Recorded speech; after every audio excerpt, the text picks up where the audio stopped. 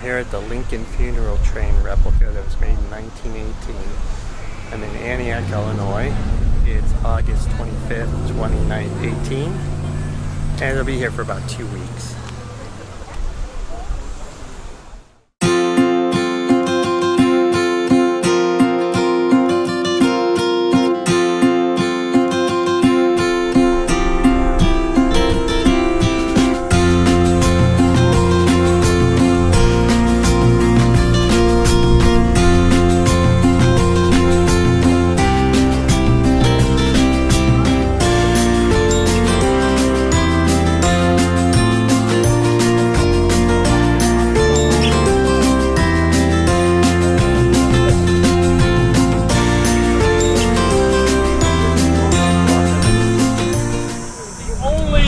Reproduction of the Lincoln funeral car.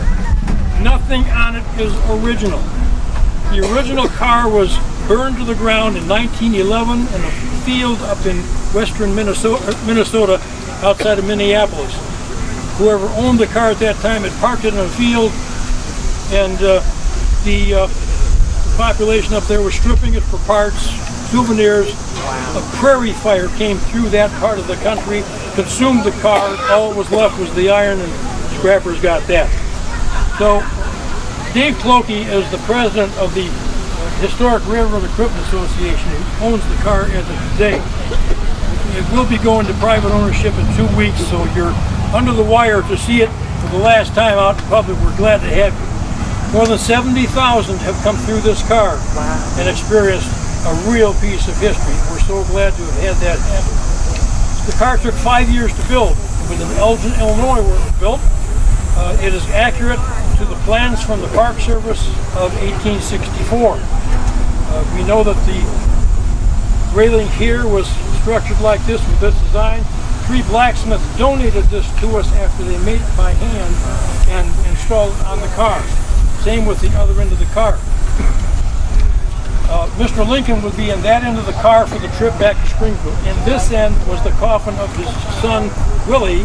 He passed away in 1862 in the White House from typhoid. Very tough experience. They'd already lost one son at that time. Mrs. Lincoln was so distraught, she eventually would lose all of her sons before their 18th birthday. Robert was the only one to survive and live to an older age. The car was built in from 2010 to 2015, and we did visit Springfield at the commemoration of his passing, and then took it on the road. We went to various venues and met people around the country who just enjoyed looking at a piece of history they wouldn't see anywhere else. We were sad that the state of Illinois could not do something to have this car as part of the Lincoln Museum in Springfield. It is authentic in every way possible. This is the color from the outside of the car. We found someone that had a piece of wood from it. We had a chemist analyze the paint. Sherwin-Williams mixed the paint. We painted it. This is chocolate brown from 1865. Now, as you go through the car,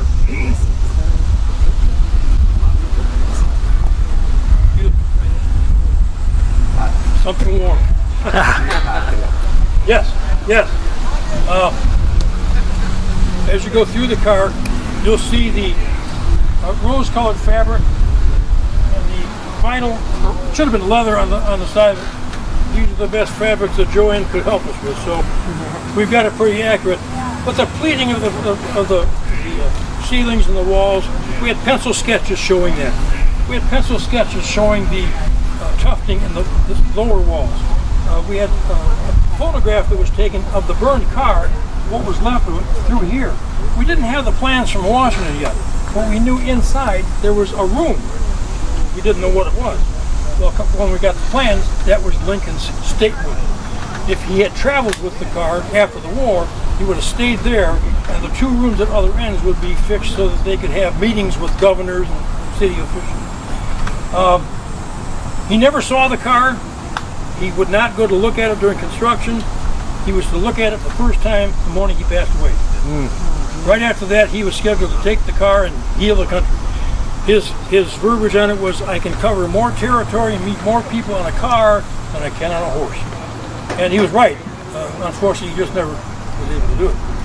The trip back to Springfield, almost 1,700 miles, 13 days.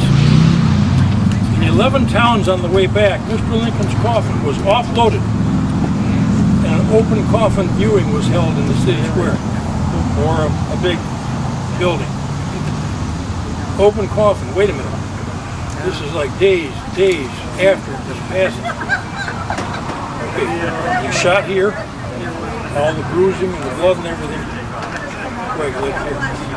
The first president to be embalmed. The embalmer, the funeral director went with the car all the way to Springfield. After they were going to have open viewing, they would touch him up to make it somewhat presentable to have an open coffin. By the time they got to Springfield, it was almost impossible. But they did what they could. They had this plan. And again, to start, when he was shot, they inside of 24, 36 hours, they had a schedule made where the car would stop, at what time of what day, when they would get to Springfield, who was going to tow. 23 engines towed the train. Wow. Because every time it went to a new road, we'll do it with our engine, please. Most of those engines were what we call a 4-4-0 model. 4 pilot wheels under the stack, 4 drivers, nothing after that. Short engine with a tender, short. This is 48 feet. It's not a real long car. But the tracks at that time were moving around. A bigger engine couldn't have done it. So 23 engines towed that. There was a second train ahead of this. When they got to the next town, these folks would say, we're leaving now, we'll be there at this time. They would tell that, and these folks would prepare to have him on display. They had him out in the street, they had him in buildings.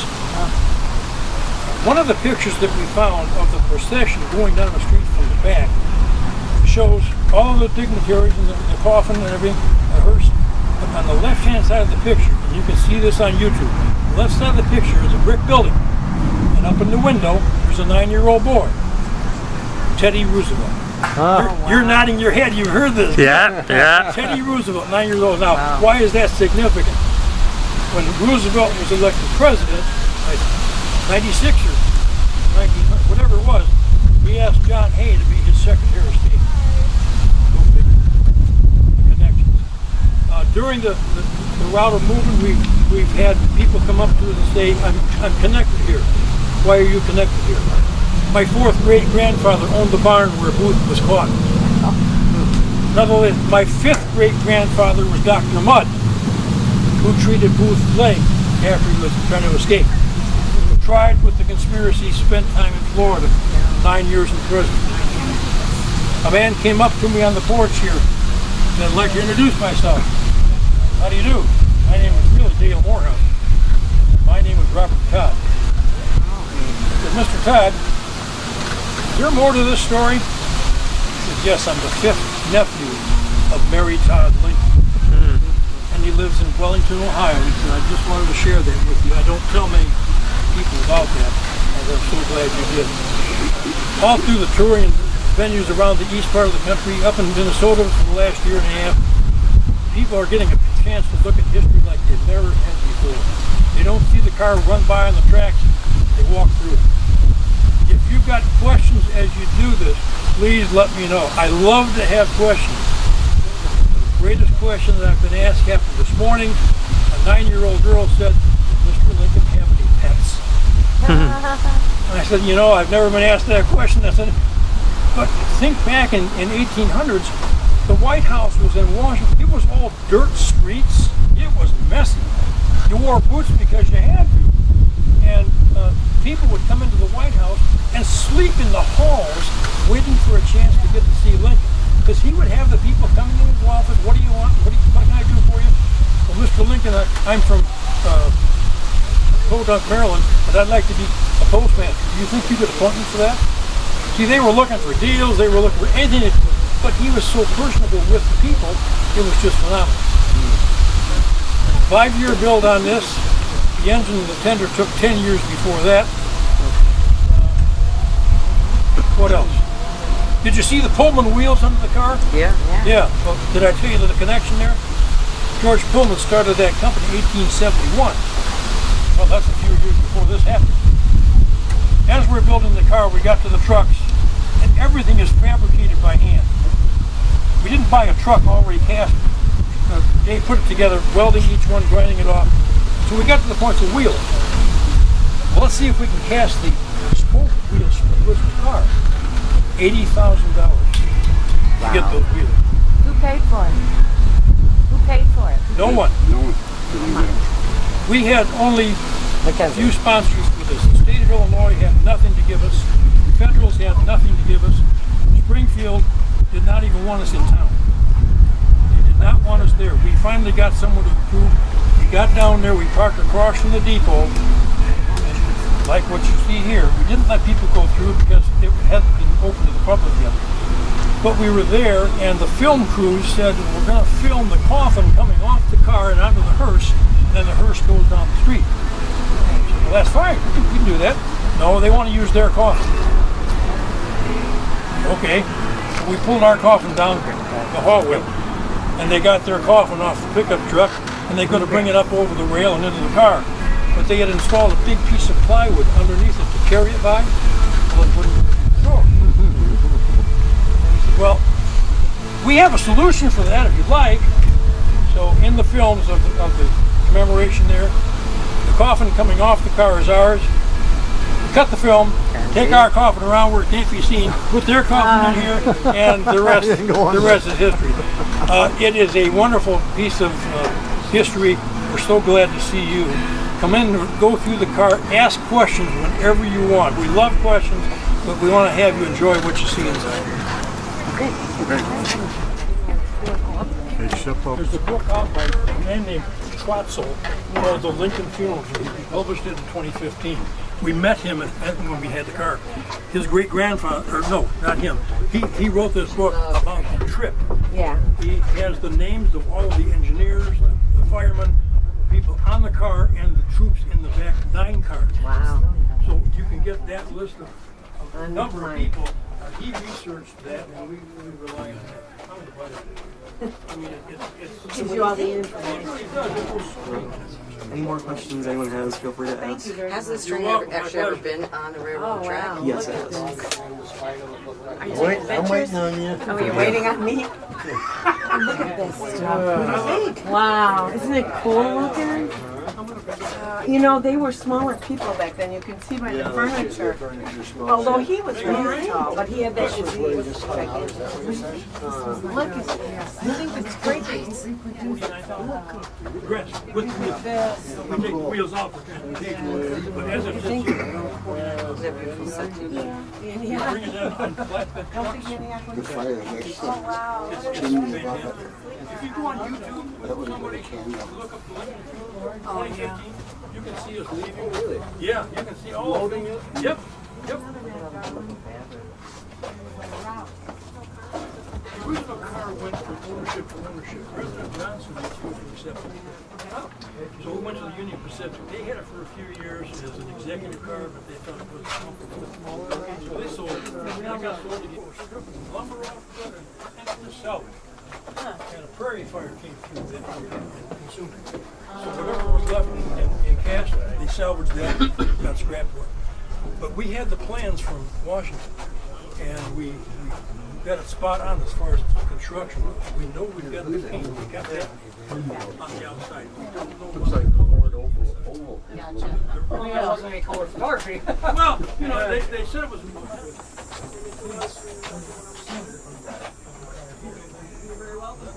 Hi guys. We've been waiting a while and there's a lot of information, so let me know if you have questions. Because, I mean, I'll rattle. So, but, the coffin is an exact prototype. So, but originally it was a black and white. And so it is built, like I said, to the specs of the original. The handles are cast from molds of the original handles. So what you're seeing here is exactly what someone would have seen 153 years ago. Those were solid silver. These are not, but they are exact replicas. So that plate there, the name plate, we made, that's a laser engraving that we made from a rubbing of the original plate. So the original plate is still around, it's in private hands, but one of our volunteers has some pretty nifty connections, and he was able to get a rubbing of that, and that's what we used to make this. So that was actually a silver, solid silver plate on Lincoln's coffin. Was this the first president that was ever embalmed? Yeah, most likely, yeah, because it was pretty new process. Yeah. Mm-hmm. Well, he was in the coffin in the cart for 12 days. 12 days. Yeah, yeah. So long trip. They did have an embalmer that traveled with them. They also had an undertaker that traveled with them the entire trip. And was his wife with him? She was not. No, she didn't even attend his funeral in the White House, believe it or not. So, no, she wasn't with the train. Now, his eldest son met the train at Chicago and traveled with them from there to Springfield. But as far as immediate family, that was all. He did have a couple of cousins that were on the train at one point, but immediate family was just Robert. So, Who's purchasing this? it's actually a 501. It's an educational 501 out in Pennsylvania, and they are Star Barn Village at Stone Gables Estate. So that's kind of a mouthful, but that's Elizabethtown, Pennsylvania is where it will reside. So will they open it Yeah. for viewings? And Yeah, our board was pretty adamant during the proposal process that they had to use it for purposes like this, that it wouldn't just sit in mothballs and gather dust somewhere. And then the lighting and all this is pretty much a picture that was used? That's right, yeah. Yeah, the lamps up here are actually, lanterns are, there's a pretty good illustration of one of those from one of the journalists that traveled with the train. And so our builder went to a friend of his in California that deals in a lot of things like that and said, you know, either can you find me one, can you make me one of these? So we had these made, but they're pretty neat because they are functional. They're oil burning lamps. Yeah. They are also LED, which is kind of cool. So something Lincoln didn't have. Yeah. What did it cost to make the tree? Oh gosh. I don't know that I have an actual figure on cost for this guy. We started with a load of donated steel and some seed money from the builder, and it went from there. I honestly don't know. I don't know that I could give you an accurate figure. Close enough. The carpeting, that's another thing to mention. This is hand-woven wool, and it is, the pattern is of the period, and we know that because it's the same pattern that's in the McLean house, which is in Appomattox, where they signed the surrender, and that is original. So we use the same pattern here. So it is a period pattern. The colors are the same. If you have been there or ever visit, you'll see the very same color scheme as well. But it worked nicely for us because we know that the colors in the car, as far as what's up here and what's here, are also correct. So we know that we had like the kind of crimson color up here and the green leather down here. So the green and the red in the carpet were an easy match. What is that called? Is this just a type of decoration? Or? It's a rosette. Rosette? Mm-hmm, yeah, and that is authentic to the car. I mean, we know that the original car had those in both of the parlors. Someone said, well, why? And it's just a fancy decoration. I mean, just something to be fancy. This car was very well appointed for its time. You wouldn't have seen passenger cars that looked like this at all. So this was much, much fancier than anything you would have ridden on as a regular passenger. You wonder if like all the Pullman ones after the executive cars that they built were kind of like this was the inspiration, Well, it's possible. Yeah, because it wasn't that much longer after that. That's right. Yeah, and you got to figure that Robert Lincoln was president of the Pullman Car Company for a while too, so it might have had something to do with that. So. Now that's the bathroom, right? Yeah. And that was the first car to have a bathroom, wasn't it? It did This have a bathroom. Mm-hmm. And the commode that's in there is from a car of about, I think, 1880-ish. Oh wow! So that's pretty close to a period commode. So. Haven't changed much, have they? Not a lot. No. Although the way they work has, and we're all glad for it. Yes. That one was good old gravity. I didn't feel like Do you guys have any questions for me? Yeah. All right. Oh, thank you. Thank you for coming to see us. And you guys know that they did this on the Yes, this is from a photograph out of New York, where we actually had young ladies come up and had that arrangement and the initials like that in flowers, and they were allowed to put on the top. You okay in there, Shannon? Yep, doing good. Okay. Bathroom.